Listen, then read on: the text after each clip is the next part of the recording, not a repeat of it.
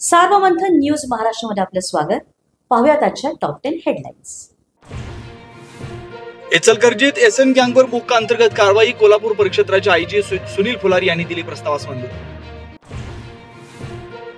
फलटणमधील doctor आत्महत्या प्रकरणी दुसरा आरोपी प्रशांत बनकरला 4 दिवसांची पोलीस कोठडी. आरोपी पीएसआय गोपाल बदने अद्याप फरार. डॉक्टर तरुणीवर बीडच्या मूळ गावी करण्यात आले अंत्यसंस्कार.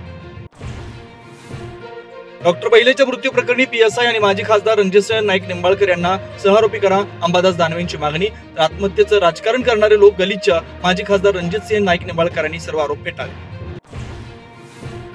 प्रशांत बनकरला फक्त अटक करून चालणार नाही तर फाशीची शिक्षा द्यावी.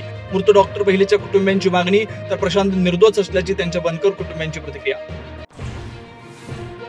रवींद्र धंगेकर आणि मुरलीधर मोहोळ यांच्या वादामुळे महायुतीत मिठाचा खडा पडू नये. एकनाथ शिंदेनी मोदींची भेट घेतल्यानंतर व्यक्त केली आशा. रवींद्र धंगेकरांना काय सांगायचं ते सांगितलंय असंही शिंदेंचं स्पष्टीकरण. मुंबई महापालिकेसाठी भाजपचे 150+ टार्गेट. शिंदेच्या शिवसेनेला 65 ते 75 जागा देण्यास अनुकूल असल्याची माहिती. राज आणि उद्धव ठाकरे यांच्या समीकरणावरही राजकीय गणित ठरणार. 1 नोव्हेंबरला न भूतो न भविष्यती असा मोर्चा होईल असं नियोजन करा. राज ठाकरेंचा मनसे पदाधिकाऱ्यांना आदेश. दिल्लीतही आपल्या मोर्चाची दखल घ्यायला हवी अशाही सूचना. उपमुख्यमंत्री एकनाथ शिंदेने दिल्लीत घेतली पंतप्रधान मोदींची भेट. विकासाच्या मुद्द्यावर आणि सदिच्छा भेट घेतल्याची शिंदेची माहिती.